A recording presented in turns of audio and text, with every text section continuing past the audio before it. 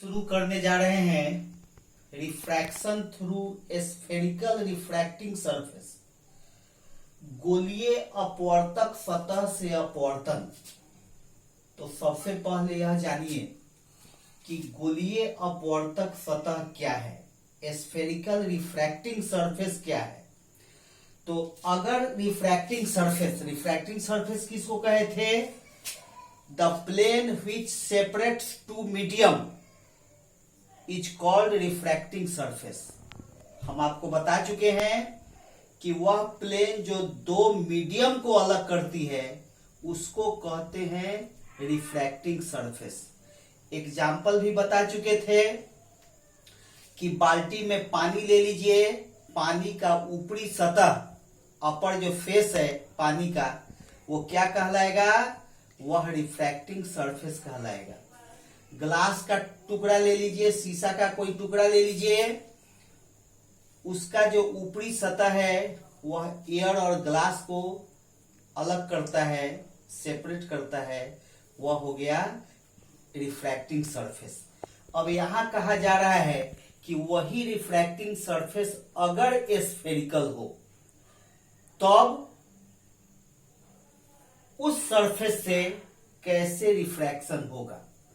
अगर refracting surface spherical हो उसको हम लोग कहेंगे स्फेरिकल रिफ्रैक्टिंग सरफेस। और उससे रिफ्रैक्शन कैसे होगा, अपवर्तन कैसे होगा, यही हम लोग को पढ़ना है। तो पहले ये छोटा सा डिफिनीशन है, इसको पॉज करके नोट कर लीजिए। स्फेरिकल सरफेस दो तरह का होता है। एक होता है कॉन्वेक्स स्फेरिकल सरफेस, ये हो गया कॉन्वेक्स स्फेरिकल सरफेस, उठा हुआ भाग। ये डेंसर मीडियम हो गया, ये रेयरर मीडियम हो गया। ये जो स्फेरिकल सरफेस है कैसा है? कॉन्वेक्स है, उत्तल गोलीय अपवर्तक सतह, इसको कहते हैं कॉन्वेक्स स्फेरिकल रिफ्रैक्टिंग सरफेस। उत्तल गोलीय अपवर्तक सतह, अपवर्तक सतह। और ये हो गया कॉनकेव स्फेरिकल रिफ्रैक्टिंग सरफेस, ये हो गया concave spherical refracting surface. Concave spherical refracting surface.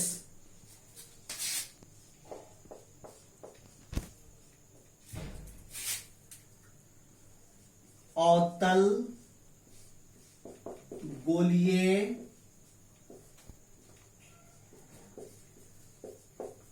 अपवर्तक सतह। क्या ध्यान देना है? कॉन्वेक्स स्फेरिकल रिफ्रैक्टिंग सरफेस का जो सेंटर है, सेंटर ऑफ कर्वेचर है, वह कहां रहेगा? डेंसर मीडियम में रहेगा।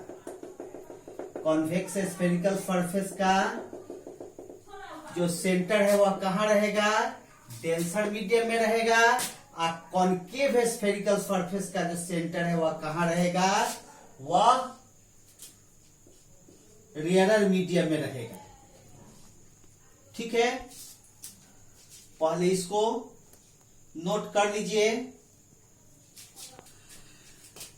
पॉइंट सी, यह क्या है? इस स्फेरिकल सरफेस का, यह जो स्फेरिकल सरफेस है, जिस स्फीयर का एक पोर्शन है, उस स्फीयर के सेंटर को हम लोग कहते हैं सेंटर ऑफ कर्वेचर। क्या कहते हैं? Centre of curvature. हिंदी में कहते हैं इसको वक्रता केंद्र। क्या बताए? यह जो स्फेरिकल सरफेस है, जिस बड़े स्फीयर का यह पोर्शन है, उसके सेंटर को कहते हैं सेंटर ऑफ कर्वेचर। तो इस स्फेरिकल सरफेस का सेंटर ऑफ कर्वेचर यह हुआ, इस कॉनकेव स्फेरिकल सरफेस का सेंटर ऑफ कर्वेचर यह हुआ। दूसरा है पॉइंट पी, इसको हम लोग कहते हैं पोल। सेम उसी तरह से जिस तरह से स्फेरिकल मिरर में आप लोग पढ़ चुके हैं, स्फेरिकल सरफेस के सेंटर को कहते हैं हम लोग पोल। क्या है? Centre of spherical refracting surface, centre of spherical refracting surface.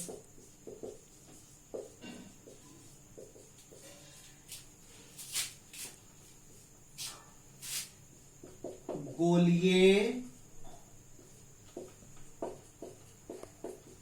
अपवर्तक सतह का केंद्र, जिसको हम लोग क्या कहते हैं? पोल।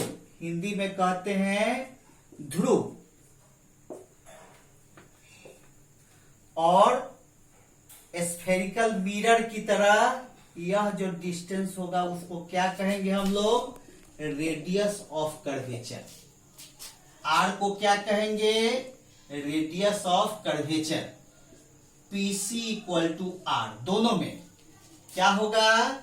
Radius of curvature, radius of curvature, वक्रता त्रिज्या, वक्रता त्रिज्या। ठीक है, वक्रता त्रिज्या, रेडियस ऑफ कर्वेचर। निश्चित रूप से वह स्फेरिकल सरफेस जिस स्फीयर का एक टुकड़ा है, एक पोर्शन है, उसके रेडियस को कहेंगे हम लोग रेडियस ऑफ कर्वेचर, वक्रता त्रिज्या।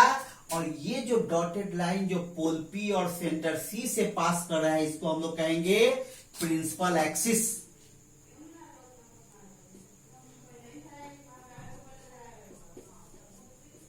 The line passing through, the line passing through the pole and the center of curvature, centre of curvature, इसको क्या कहेंगे हम लोग? Principal axis.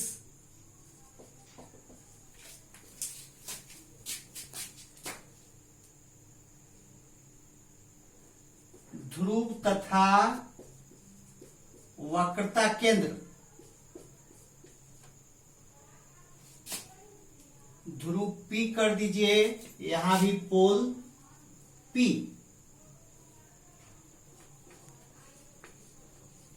and center of curvature C, इसको कहेंगे प्रिंसिपल एक्सिस। ध्रुव P तथा वक्रता केंद्र C से गुजरने वाली रेखा को क्या कहेंगे हम लोग? प्रधान अक्ष कहेंगे। इसको भी पॉज करके नोट कर लीजिए, फिगर दोबारा नहीं बनाना है। स्फेरिकल सरफेस से रिफ्रैक्शन के लिए एक इंपॉर्टेंट पॉइंट है साइन कन्वेंशन। हालांकि इसको हम स्फेरिकल मिरर में भी बता चुके हैं, सेम चीज इसमें भी अप्लाई होगा। क्या था? All distances are measured from the pole P, सभी डिस्टेंस को ध्रुव P से पोल P से मापा जाता है। या तो इधर कोई डिस्टेंस हो या इधर कोई डिस्टेंस हो। पहला पॉइंट। सेकेंड पॉइंट है distances which are measured in the direction of incident ray are taken positive and in the direction of opposite to the direction of incident ray are taken negative. यानी मान लीजिए कि यह कोई object है, तो ये क्या होगा, ये इंसिडेंट रे कहलाएगा। जो रिफ्रैक्टिंग सरफेस पर इंसिडेंट हो रहा है वो इंसिडेंट रे है, ठीक है। तो इस इंसिडेंट रे के डायरेक्शन में जो डिस्टेंस है वह पॉजिटिव। तो इंसिडेंट रे के डायरेक्शन में डिस्टेंस कौन होगा, पोल पी से आगे की ओर ये डिस्टेंस पॉजिटिव होगा, और इसके अपोजिट डायरेक्शन का डिस्टेंस क्या होगा, अपोजिट डायरेक्शन में डिस्टेंस कौन सा होगा, पोल पी से पीछे की ओर। तो ये डिस्टेंस हो गया नेगेटिव, ये डिस्टेंस हो गया पॉजिटिव। उसी तरह थर्ड पॉइंट क्या याद रखना है कि इस प्रिंसिपल एक्सिस के perpendicular upward distance positive and perpendicular downward distance negative. अब ये जो पॉजिटिव डायरेक्शन वाला जो डिस्टेंस है ऊपर की ओर, यह इधर भी हो सकता है, इधर भी हो सकता है। नेगेटिव डायरेक्शन वाला जो डाउनवर्ड डिस्टेंस है वह इधर भी हो सकता है, इधर भी हो सकता है। तो ये 3 पॉइंट स्फेरिकल सरफेस से रिफ्रैक्शन के लिए आपको याद रखना आवश्यक है। इसको पॉज करके नोट कर लीजिए, इसके बाद अब हिंदी में भी लिख देंगे, उसको भी नोट कर लीजिएगा।